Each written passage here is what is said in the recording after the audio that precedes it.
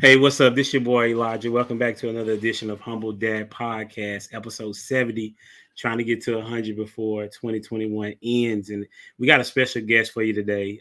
Reached out to individuals on Facebook, and this is one of the first young men that came up and wanted to see if he could be a part in some way. And we go back. I'm talking about way back, like the records, right? And one of the things that I admired by him, even when we was back in college, is that he was a very good competitor. At the same time, he was honest in competing, but he wasn't like flashy with it.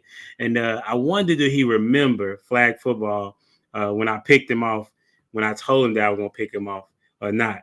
Well, that don't matter right now. But I'm gonna welcome to the stage none other than Mr. John Yelder Jr. What it is, bro? I'm doing all right. How you doing, sir? I'm doing good. You had me laughing already. Hey, that's what it's about, man. I think it's important for dads to laugh and talk and be accountable to one another. That's really the reason for the show. And then also to learn, you know what I'm saying? Hopefully people will learn from the conversations that we have. Yes, And thank God for technology, because otherwise how will we be able to have this conversation and other people be able to hear it, right. Yeah. All right. All right. So we're gonna start with the first question. What do you feel like the difference between a dad and a father is? Oh man. So major difference because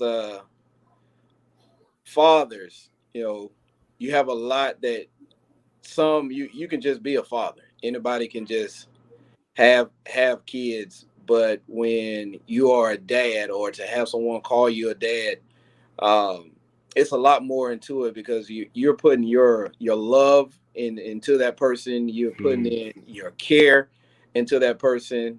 You are, you're taking on someone where you are training them up, trying to guide them in the right direction. And so when I have a I have a thing for men, okay. particularly men, make sure that they're stepping up to the plate, being dads or being not just being, well, I'm a father of a child, but child don't know who they are, not being a part of their lives. Um, it's a lot of responsibility that we have, and just to have kids, just to say that we have kids, well, if you're going around just saying that you have kids or just making kids, that is that's not the way to go. And Right. I know my role as a father. I'm a father of five. Mm, It's very, very important to give them direction, give them security, to give them a path, to show them the way. So it's not just, oh, that's just my dad. No, I am invested in their life, leading, guiding, being out there in the front, being involved in their life. And that's what's up. so, That's yeah, what's up. That's I like that you were able to go more in depth. With your thought process, because it sounds like you kind of thought about this before, and so I think it's important for people to kind of think about when you're about to have a kid, or if you want to have kids, that there is an incredible amount of responsibility that you're taking on, and yeah, I liken it to that you're raising somebody's husband or wife. You know what I'm saying? And yep. so that was from what Kirk Cameron had said in one of his seminars or something like that. So I want to go back to when you was a youngster, right? Maybe in the middle of high school and elementary, middle school, or somewhere in there. We'll start like anywhere between kindergarten and eighth grade. Kind of talk to us about who you were, and then who was your father figure. Oh man, so my story is kind of unique. My father, um, you know, love him to death. Our relationship is kind of it's great now. We had to grow to the level where we're at now. My father was in the military, over 20 plus years, retired from the army. So anyone that's military dependent, military brat, that's what they call us. Mm, yeah. Um, you understand the seeing your father leave early in the morning, the household, because of Hmm. that responsibility of the military requiring them to be there around 4 or 5 in the morning. and That's crazy. maybe seeing your father, around 8 o'clock at night. Um, seeing that not all the time, but majority of the time that he was providing a life and being in the military, and then being in tours for war. So it's a blessing to, even with my father having that type of living to provide for our family, that he was still even there to be invested in what I had growing up, teaching me how to shoot a basketball. I remember we were in Germany. Okay. And we were in Germany it was snowing, and I learned how to shoot a basketball. I don't know if you remember, they have monkey bars, and the monkey Yep. bars went up like in a square type. And Yep. the way he taught me to shoot a basketball was try to land it inside one of the squares That's crazy. in monkey bars. And so, of course, everyone start out with your two hands, right? So he was teaching me I'm left-handed. Yeah. Now, remember that. I'm left-handed. I write left-handed. I'm dominant with my left hand. I throw with my left hand. Yeah. So I learned how to shoot a basketball. I'm dominant with my right hand. And No so way. I'm not dominant with my left hand and shooting a basketball. And so he was teaching me how to shoot a basketball through the holes of That's monkey crazy. bars. Yep. Wow. That's Yeah. crazy. How old you say you were then? Ooh, man, I was maybe 4 or You 5. remember you remember that at 4? Yep, about four or Wow. five, when he was teaching me how to shoot a basketball. And yeah. So when you got to be in high school, when we think that we're grown, right? We think that we know everything. It's really fascinating to to look back on myself and say, you know what, and say, I feel like I know more than my mom. You know what I'm saying? Like it's just really crazy. So talk Yeah. to me about some advice that he gave you because of something that you did good or something that you did bad when you were somewhere around in high school. So believe it or not, sir, most of my conversations on developing as a young man and being a man Yeah. was from my mother. Okay. What? How? From my mother. Now, I'm not saying Okay. I am not totally discrediting my father at all. Not Got it. Yeah. not discrediting him at all. Because there's some, just answer your question. There's still some life lessons that he imparted in me. Um, but a lot of the mentality that I have, and I can say I call it now, when I look at it at 40 years old, what my mother taught me, the endurance, the strength. Because I don't know if anybody ever faced, sometimes it gets stressful Yeah. and it gets where it seems like it's overwhelming. But seeing my mother being able to step in wherever area is needed, to this day, I look at that and I seen that as the example. Okay. And I use that as an example that, you have husband and wives, but sometimes when the wife is down, the husband has to step in. Mm-hmm. If the wife can't, and I'm not saying weaker, or she's not able to handle a certain area, let's say Yeah. training the kids, teaching the kids, uh, father, you step in, I step in. uh, Yeah. Tutoring, I have to step in, going to school, doing schoolwork, getting kids to Yeah. wherever areas that they need to get to. I have that mentality of I step in. My sister and my mom, it's a joke that they have with me. They call me Mr. Mom, Mr. Mom. And I'm gonna explain that. Okay. You're gonna have to. Yes, I'm gonna explain that. So I joke that there isn't too much that I know. There's two things that I can't do as a father, as a man, and that's Okay. give birth and breastfeed. When it come to Yeah. Yeah. kids, Yeah. Yeah. I can cook, I can clean, I can buy clothes, I can teach, I can tutor, and that is my mentality. And not to make a woman or my wife lesser than, but seeing my mother being able to step in any area when my father wasn't able to because of the lifestyle, what he was providing as far as work, and she needed to step in on some things. I mimicked that. I seen that, and she gave me direction on how to manage those type of situations. And so I just took that on. So when you see me changing a diaper, and I can hold them over one hand, wipe them from the bottom and to the top, and bang, yeah, yeah, you wanna clock me? You can clock yeah. me. That's what's up. Hey, listen, I hate it. I still do, man. The boo boo diapers, bro. Like that is not. I Yeah. promise. I told Jim, I was like, listen, I can't do it. You know what I'm saying? Before we even had kids. Well, that didn't last too long. You Nope. know. No. It No. didn't No. last too long. Yeah, I At can the do first, diapers, but it take me a while just because it's like this is not where I want to be right take you a long time. not long, but I mean too long for the smell. Yeah. Oh yeah. Well, I tell you, in the first time, I know my wife, first time she seen me change, our son is 2 years old, and I just kind of, she seen me changing, and I seen her looking at me. I just kind of took a little glance real quick, and in my head, I just said, "Yeah, I can do this. Don't worry about it. Don't worry about it. This ain't my first rodeo." That's awesome. Hey man, I remember. Yeah, you did have that kind of that swag, that confidence in college. Yeah. You know, so when you was in college, like, did you have conversations with your dad then? Yes. We talked. Okay, so And talk to me about like what you remember conversational wise with him. oh, so I remember a conversation that we had.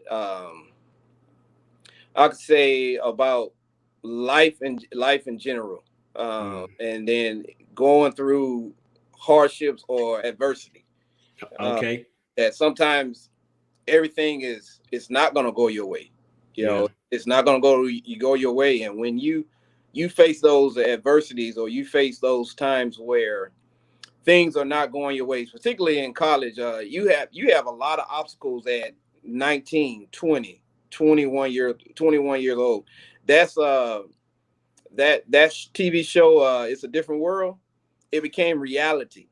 I saw it when I was younger, but when I seen that show, a Different World, and I go back and I watch it now, you can take every episode and you can understand what they were experiencing. That show was 100%. ahead of its time for me. Man. Yeah. Me And too. to be able to see how they faced adult situations. Well, I can say we're young men at that time, but to put us in an environment where decisions would have to be made, and you got to know to make the right decision, because if you make the wrong decision, this can affect you, Easy. for the long time, for the rest of your life. Easy. Yeah, real easy, just making the wrong mistake or the wrong thought. And so my father and I, we talked about that a few times while I was in college. I faced adversity. I don't know if you even know, my first, when was it? My first semester, man, I almost didn't make it. No, my first year. Wow. Yep, Why? I almost went into academic probation. Really? I Academic can. Okay. probation. You must have been having a lot of fun. Yes, yes. And so I even use this now as a testimony. So when I first got there, those as freshmen that don't know, I know now on the other end is that they have parties lined up for you for the first week. Week. Yes. From Great. Thursday, all the way on to Saturday night. You Yeah. know, and Mhm. I fell victim to that. I fell Okay. victim to that. That first week and that lifestyle. Um, I got in there. Thank God that I didn't, go on that academic probation and couldn't finish out my Yeah. degree. But I Yeah. use that now, and especially with the young men and young women that I speak to, I said, look, this is what's going to be waiting for you. Your first week when you hit school, and I tell them that, and I know that being on this side, what the planning is when you got the new coming in, the freshman coming in. Fresh meat. Yep, fresh meat. And Hmm. Yeah. so those are some conversations that we had, and I had a lot more. Like I said, my situation is a little bit unique because it's a lot more conversation that I had with my mother. Even though my Okay. dad was still there, but there's a lot of my mentality, thought processes. My mother was very instrumental in that. That's what's up. So let me talk to you about college. Do you remember us playing flag football against each other? Do you remember that? Yes, sir. Yes, sir. I Okay, I remember. You you remember the name do. of my team? Uh, it's vague, man. What was the name of the team? Number one Stunners. Yes, number one. Okay, and my name of my team, I think when we played y'all was like man. Yes, I want sir. to say okay, Yes, and sir. so I remember. What was it? We was talking in the library. I think it was that Yeah. this day, and we was talking crazy noise to each other about how we was going to do each other in. Right? Yep. I said, bro, please don't come to my side. Yep. If you come to my side, I'm gonna pick it off, bro. You did. The first play of the game, y'all went to Cedric. I don't know why I remember this, but it's vivid. Y'all went to, I think it was Cedric. He did an out route, right? Yep. He caught it on. He said, "Hey, we coming back to you." I said that's not what you want to do. But okay. I literally remember, I think I can't think his name, but he was our rusher. He rushed you and you had to get out of harm's way. I think y'all had y'all tight end or something, flare out. I saw your eyes, bro. As soon as you cocked back, I took off and I peeked it, right? Yep. And I'm thinking, can I score? Because you was fast, right? You was fast. And I'm like, Yep. oh man, I was tired, bro. You know Yeah. what I'm saying? But I was a man of my word. You know what I'm saying? Do you remember that? I remember it. And I don't think you scored because I think I I was the didn't. one. Yeah, I was the one that came from the other side. And, Yes. yeah, I caught Yeah, ran. you caught me from this angle. I was Yeah. like, Yeah, jeez. yeah, because we talked about it. That was one of the longest runs that I had. And I was like, I said, I cannot let him score. We was just talking about this. Yep. That's And that's I think that's funny. all you wanted. You was That's like, I that's told you I was it. gonna get it. That's it, bro. I've been, during that particular time of was like really fun for me as a collegiate because I didn't play football really like that in high school, and I didn't know that I could play or whatever. And then just to have somebody to be competing against, you Yeah. know, Yeah. and then that was really cool because if you would have got me, you know what I'm saying, then you would have been able to have the bragging rights, right? And that's just the fun Yeah. of it. So who would you say you got your competitive spirit from? Oh, I actually grew into it. Explain that to me. I kind of grew into it. Because growing up in my household, my mother now, I'm a preacher kid, PK. Okay. But my Okay. mother have always been involved heavily in church, and not saying that you can't be competitive, but it was more when you're growing up in her mindset. You can be competitive, but not flamboyant and out there to where you're Okay. arrogant. Okay. It's more of, hey, it's a game. Understand that if you lose, that not getting out of character and still always being able to represent God. Mm, And I knew her words to me, even when we lost or if we won, she would always ask me, "Did you leave everything on the field? Do you feel that okay. you did 100% on what you left out there on the field when I played football or Yeah. basketball?" And I was like, "Oh yes, I did." She said, "Well, that's all. That's all that matters. You know, Okay. you know that you left everything out on the field." I can specifically say or state when I got to college, and you brought it up where the actual, like, I'm coming out of my shell and competing and actually going back and forth and having Yeah. a mouth and Yeah. conversation. It Yeah. happened in college, intramural Wow. football, Yeah. basketball. But Wow. I didn't Okay. play in college, but that brought it out of me. And Okay. you mentioned, you call it a collegiate life. I wish that everyone would experience it just for the experience, and also Mm, obtain your degree. I yeah. teach my kids that go get a degree, because the simple fact that that was something that was used against us, not to have anything that someone want to use against you. They don't want you to have a degree. That's what you need to go get. You know, Okay. something they don't want you to go get it. Go get it. It's a Okay. simple fact to say, well, you can now can nobody take a degree away from me? You can't take it. None You of can't that. take it away. I got it. Now you might move the level up, you know, and then now I have a decision to make. Oh, well, since you moved the level up, then I may go for that level to see that Yeah. what I obtained it. But it is a different life, and when you come from a certain background, a certain teaching, and your family, your father has guided you in a certain direction, but you're still up under his covering. You're still up under his covering. You're still up under his house. To now where you done moved off to where you're living on campus. You have decisions that you got to make. Mom or dad is not always there.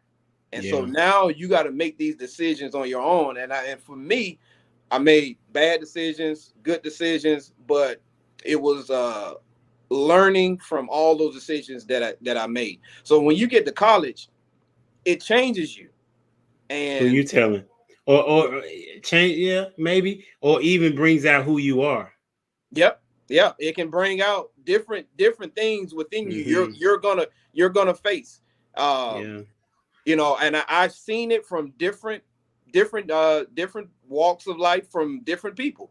Yeah. I went to school with some people that when my first or second year in college at SFA, I went to school with them in Killeen. They get to SFA, this is the same person that I was with 2 years ago. You can't recognize them in the first 2 years because they didn't Wow. completely changed. And it was like it's an opening that you have to learn how to manage that part and how to really, you know, have a foundation. Yeah. Um, That's good. That's and now good. So yeah. as a father, I teach my kids what I've learned. What you know what the Bible says, train up a child in the way that he should go. Mm-hmm. I break that down to talk to young men and young ladies at the same time, but young men to teach them that I know that if what I want to do in training, I can't get tired in training. The training is setting a foundation on to Okay. where there's a certain guideline, there's a certain way that you should govern yourself and conduct yourself. And I guide on learning how to make good decisions because there's gonna come a time you're not gonna be up under dad's roof.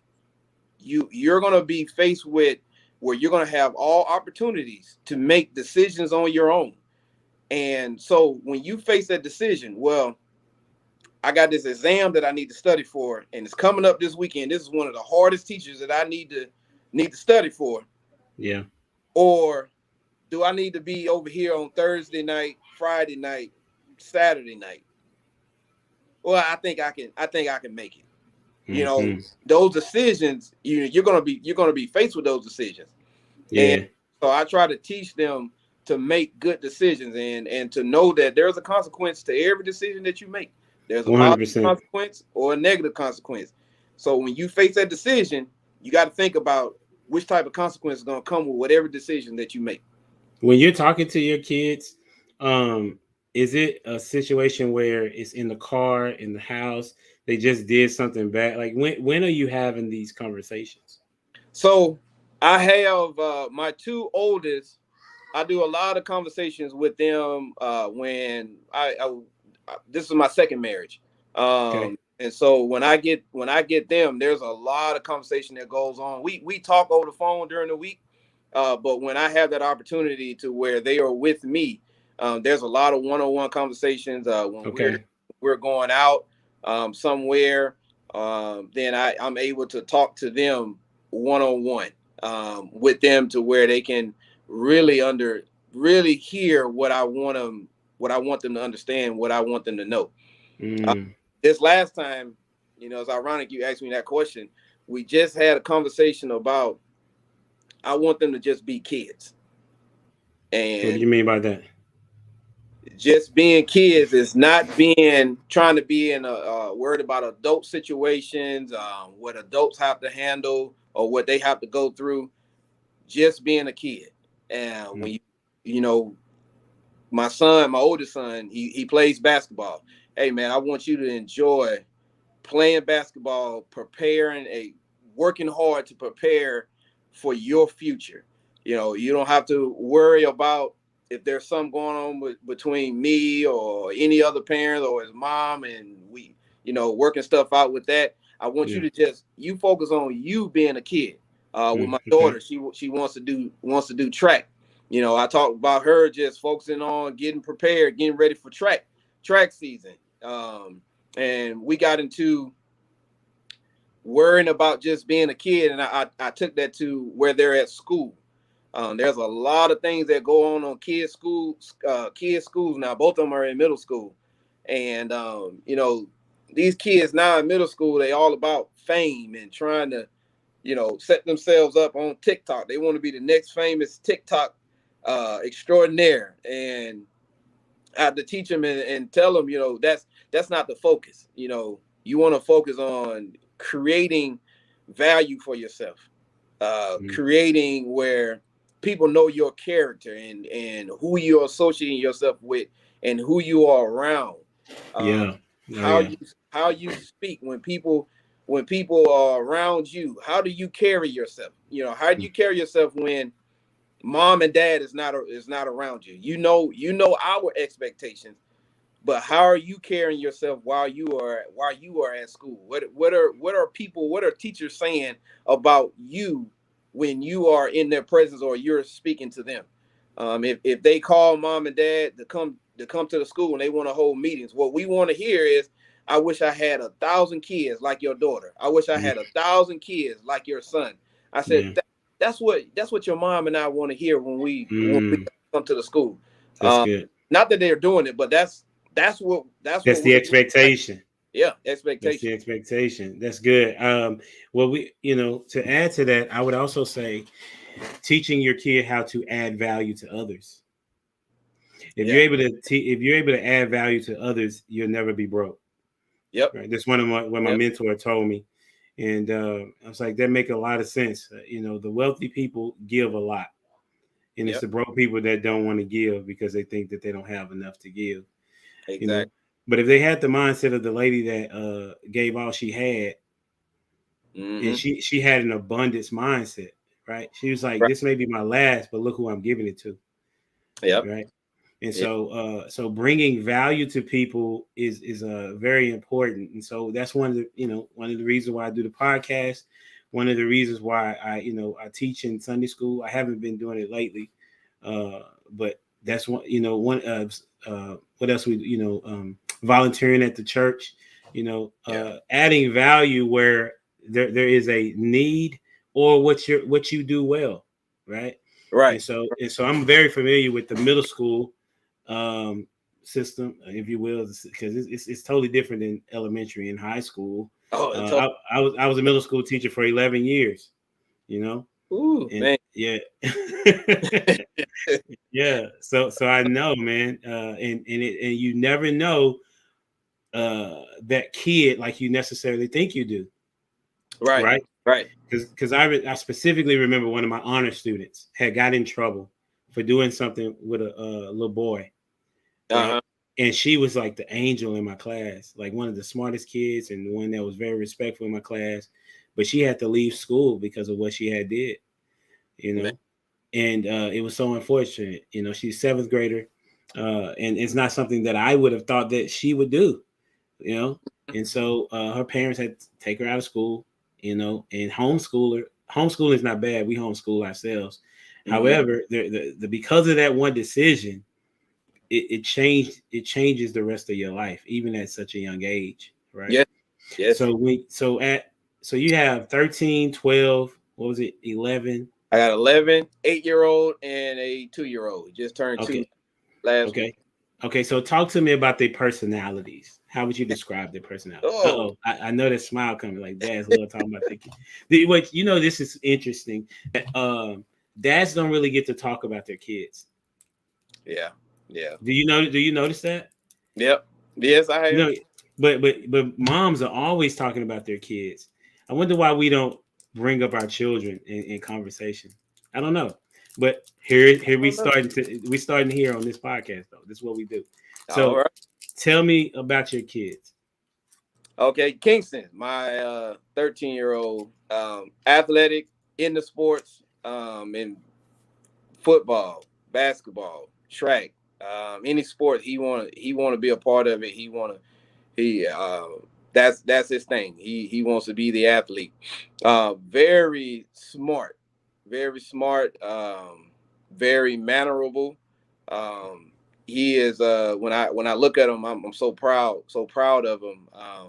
How he's a leader. Every now and then he likes to be the class clown. But yeah, he's 13, so it's nothing where I got to worry about at this moment. I have to worry about, if his hands gonna be locked up behind him. I don't have to worry about that. It's Yeah. it's very good to know that I can call him and reach out to him, say, "Hey, son, I need you to do this. This is what needs to happen." He'd be like, "Okay, yes, sir." You That's know, good. so very. That's his personality. He likes to joke, but at the same time, he know when it's time to be serious, and he's gonna be very truthful and straightforward if you ask him what's going on. Jade, that's my other daughter. Very, she is very intelligent, very quiet. One thing that I had noticed about her, she is more of a kind of an introvert. So what I mean Really? by that, so if you put her in a group, and if you just watch her in the group, she's the one that's kind of sitting down and just kind of watching. Okay. I'm gonna watch and see what everyone else is doing before I engage in anything. My son Kingston, he gonna be out there with the group. He gonna be out there. Oh, if he Okay. don't know anybody, he going out there. He finna meet somebody. Okay, that's what's up. And so, her personality is like mine. If you put me in a group, I'm kind of gonna wait and kind of see, just kind of fill out the group, and I'm more introvert. I'm kind of just gonna see what's going on, gather all my information. Then I would kind of go out there and get to know people, and I'm a jokester every now and then, and Okay. fit in and blend in with the group. So two totally different personalities. Very smart, and she is her sport is track and volleyball. Track and Okay. volleyball. That's what she likes to do. Okay. And then I have my other 11-year-old Jackie. Jackie, yeah, I love that. I love that girl. She is we've known each other for last 4 years. Last 4 years when we got together, I got together with her mom, and she is growing up into this young lady to where I'm watching, and I'm sitting there like, well, now, oh man, I learn from her every day Wow. on something. She comes forward, she likes to communicate. She likes to let me know what's Mm. going on. She will come and let me know what's going on in school, and Oh, um that's what's up. yeah, this boy like that he wants to get my phone number. What? I At said, no, 11. 11. 11. I Yeah. know. I said, what are you talking about? What boy? And so every day, it's some boy or some name that she named me, or some boy. And I'm like, where are your girlfriends at? I said, every time we get in the car, I hear something about some boy. I said, can you change the subject? And That's so awesome. she's growing up, beautiful young lady, man. She's growing up into that age now, where her mind, and boys are trying to gravitate to her, and I'm kind of that dad, like, no, I don't, not right now. uh Yeah. Not gonna happen. Yeah. She can be very quiet at times as well too. We can put her in a group, and she's kind of similar to Jade, very quiet, but she keeps her circle where she likes to know who's in her circle. So if someone is Okay. is added to the group, she's kind of, okay, well, let me see what this person is about. And if that person does anything wrong, and like I said, her personality, she gonna come let me know. She gonna come let her mom know. Mm. That's one thing that I like about her, is that she's comfortable enough to come talk to us, and let us know what's going on, which is one thing that I like. Jade, I have to pull it out of her. And so sometimes I gotta, my background's in criminal justice, and I did Okay. when I graduated from college, I went into private investigator. So I followed people around and Oh wow.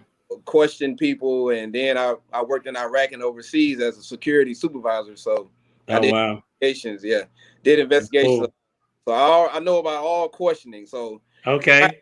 I have to every now and then, if I want to know something, I have to sit my daughter down and I have to ask her questions, and I have to keep asking questions in different ways to get the same answer, or if she answered the same way. But my daughter Jackie, I got ask her something, and I just look at her, and well, this is what happened. This is what he said, and all the information is coming out. What's up? Melanie, my 8-year-old, oh man, she is she is spontaneous. She is extrovert. She's out there. She wants to know everybody. She's similar to Kingston. If, Okay. if a group is coming, she she want to know everybody in the group, and she want all the attention on her, whatever group that she's in. And she's gonna make that happen. That's what's up. She's a dancer. She is a natural dancer. Natural dancer. She loves to dance. She loves to cheer. And I can say I know for sure her profession is gonna be with something in dancing. If she's not instructing dancing, if she's not a professional dancer, I know for sure that that's what she's gonna do. Okay. And I'm gonna help guide her to that area. Yeah. You dance? No, sir. Oh, okay. I'm gonna help guide her to get her I the know. help that she needs. That's my job I couldn't pass it up, bro. I couldn't pass it up. no, Okay. sir. For sure. Okay. That's what's up. Yes, sir. My Okay. 2-year-old Miles, he's letting me know that he wants to do what he want to do right now, and he has no fear. I caught him today. We got an island, and I caught him today for the first time. He's grabbing on the island and he's swinging on it with his arms up, and he folds his feet and he decides he wants to swing. And I just looked at him. I said, "Now, what if you fall?"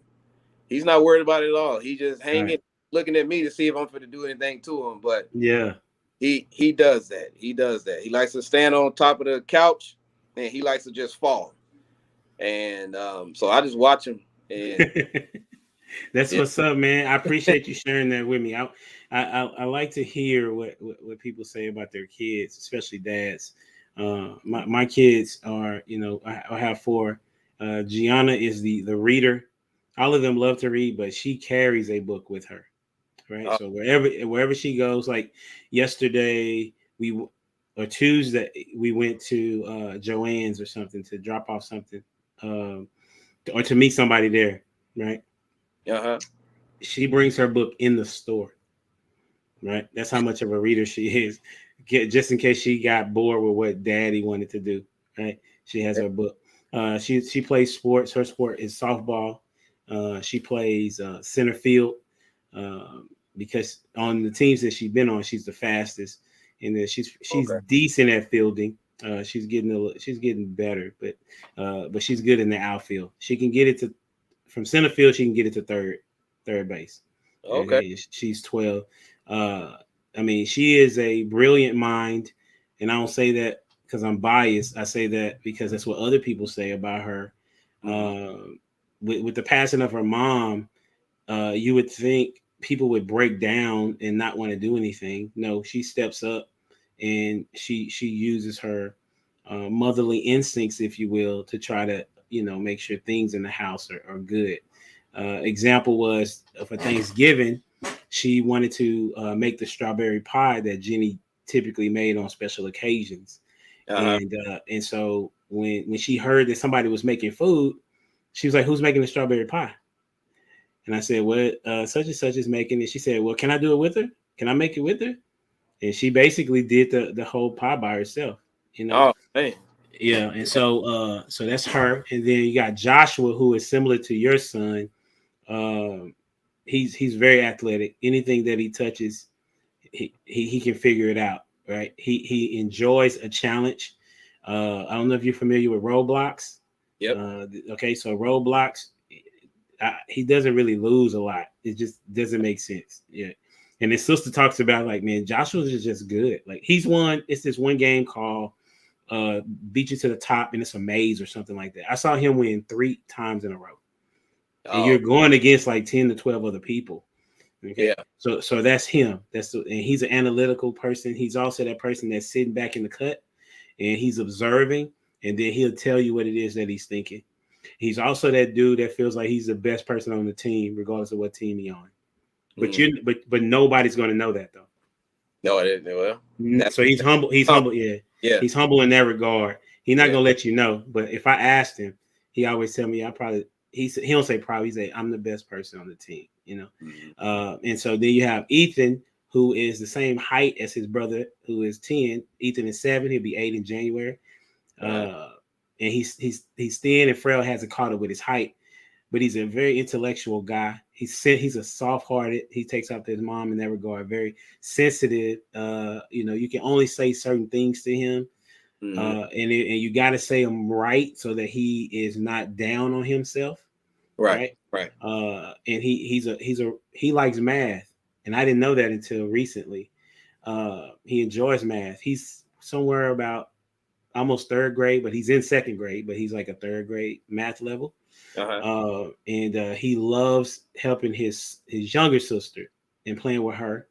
And then his brother is his best friend.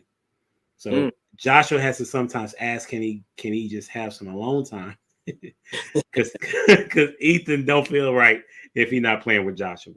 Yeah. Right. And then you have Jordana, who feels like she's the queen of the house, and she is the individual that is going to tell you how she feels. She feels like she can do whatever she wants to, but such a kind heart. And I saw that it was the day I was crying. I was having a hard day, and she was rubbing me on my arm, and then I started tears started coming down my face, and then she gave me a hug. And then the other day, I was saying, I was talking about Jen, and I was saying, just miss her. And she was, and Jordana said, "Are you sad?" I said, "Yeah, I'm sad." Be happy. This is what the 3-year-old said. So those are my kids, and the faith that they have is what I'm most proud of, because all of them still, Jordana is learning, but the other 3 have said that their faith has grown through the process of losing their mom, right? And so that's what I'm most proud of. So as we've talked about our kids. I've been wanting to ask Dash this question, and that question is, how are you raising your daughters to be wives, or do you feel like you are? Well, since they are at the beginning of where they're interested in boys, or boys are interested in her, interested in them, the two. My 8-year-old is right now is kind of out of the question. Okay. But my 8-year-old, it is guiding her or letting her see how a man should treat her. Okay. I do it with all 3 of my daughters.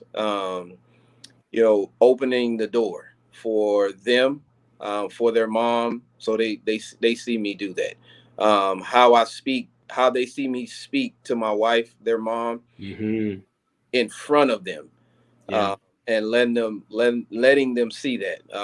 One of the biggest things, for what's important for me, my daughters to see, even when I'm wrong about something, letting them see that, hey, or going to them, say, you know what, I was wrong for this. I should have done this. I shouldn't have done this, or I should have said this. Letting them, being the example, on letting them see how a man should treat them, because I'm their father.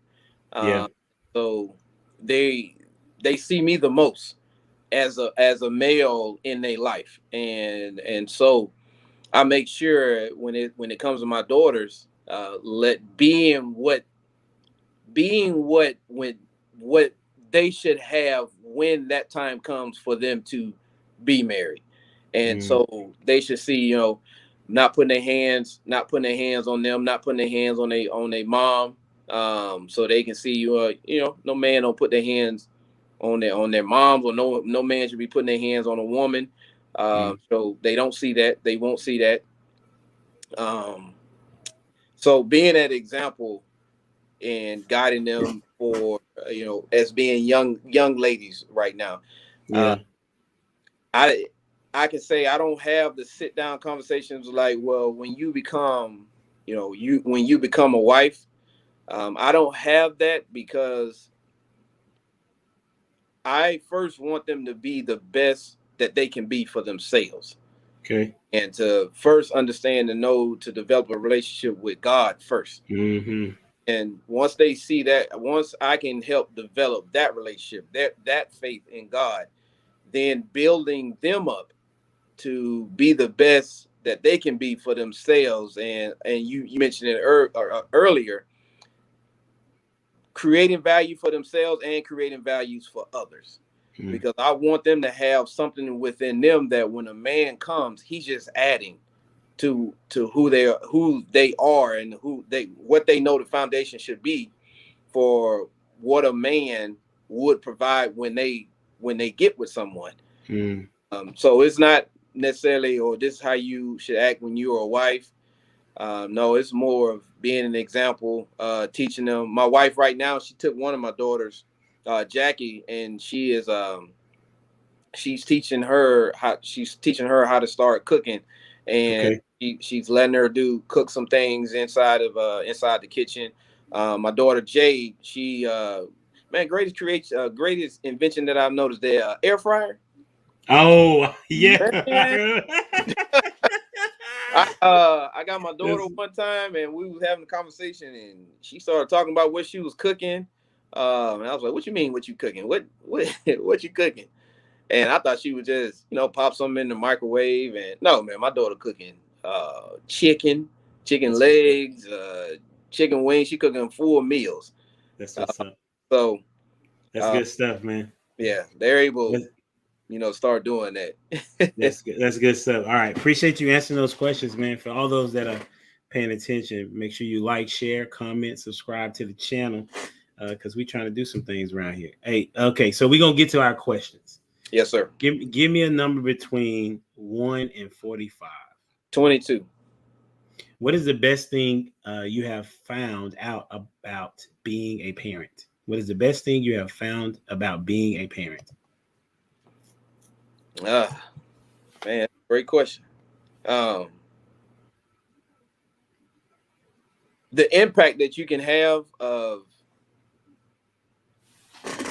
when you have children, and when you are their leader, and being able to guide them, when you hear them for something that you have taught them or you guided them on how to be, when you hear them say that to someone else where they're trying to help someone else, that's the greatest thing to know that your children hear you, or they're listening, and to actually see it manifest itself in front of you.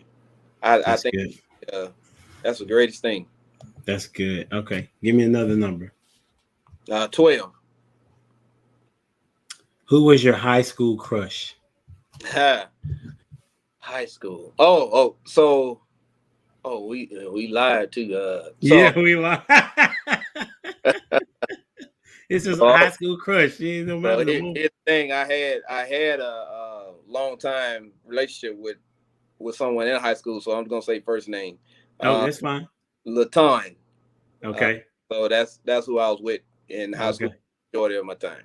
Oh, okay. So you was with your crush.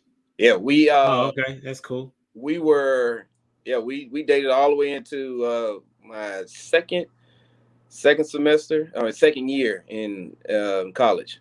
Oh wow, that's pretty big, bro. Okay. Give me another number. 2. Okay. Last number is 2. Did your mother and father give you spending money when you were young? That's great. I laugh at that question. So they gave me spending money, but it was more I earned. So, and the way that I earned it was I have a younger sister.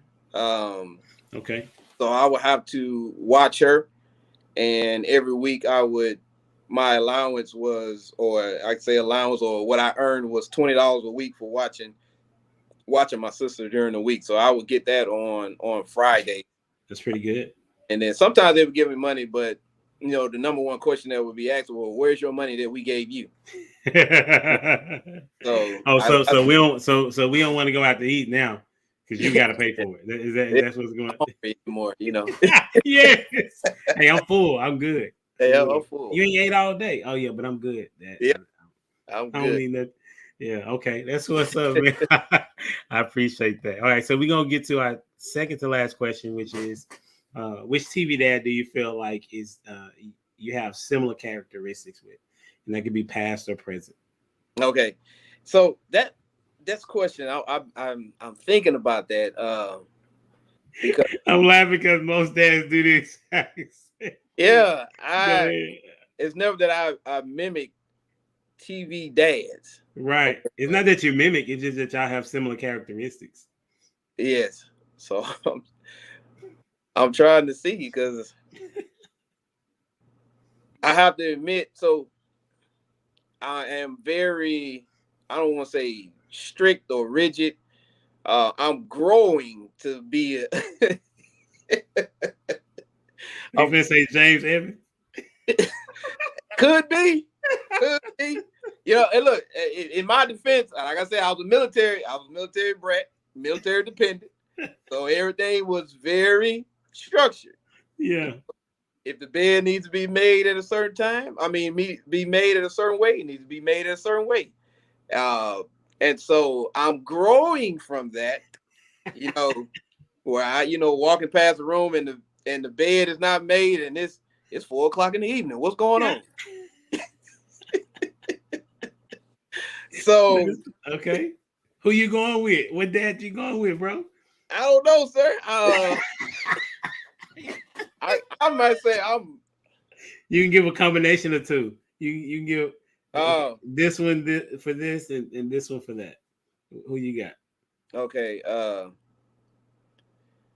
Okay, so I would say Uncle Phil. Okay. From Fresh Prince of Bel-Air. Okay. He was kind of, even, discipline wise and, balance. Okay. And that's why I kind of say where I'm coming from. Okay. So all together, just Uncle Phil. You don't have to mix them up and nothing. But yeah. Uncle Phil. Okay. Bet. Okay. Cool. Because I get an example because even watching those shows, even though he was disciplined, sometimes his wife had to step in and to say, hey, you need to kind of chill out in this area and kind of loosen up a little bit, even though he didn't want to. And so I'm kind of in that situation. Yeah. So. I feel you. I understand, bro. Okay. Then brings us to our last question. Okay, and that question is, how would you want to be remembered by your kids? What would you want them to say about you? Now, my father was God-fearing. He loved God. He taught us to trust in God and to believe in Him and to be examples. Be examples in the home, to be examples in life, to be examples at school, to be examples at work, and always believing and standing on the foundation of what biblical principles. Okay. And they can, I would love for them to say that's what he taught us. And that's what we stand for. That's what's up. Well, this has been dope, Mr. John. I really appreciate it, man. And I hope that you've enjoyed yourself. The words of wisdom were very encouraging. I'm going to have some takeaways from this one, and hopefully those that watch will do the same. So, but you have the last words. What would you like to say to the people? Well, I enjoyed it. This conversation, really appreciate it. And for those, fathers that are out there, this is a time where we are needed. Don't think that we are not needed. We're needed during this time.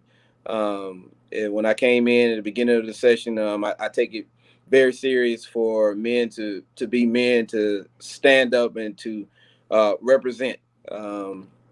Being the head, being the leaders, being guided. Because a lot of times a leader is led by somebody. So I will look at that, or I will ask that you look at is who's leading you, who's guiding you, what type of foundation are they giving you on you being a father, you being a husband, you being a leader. I would ask that you look at that. That's what's up. Well, I appreciate the time, and we out. And then until next time, deuces. All right, yes, sir.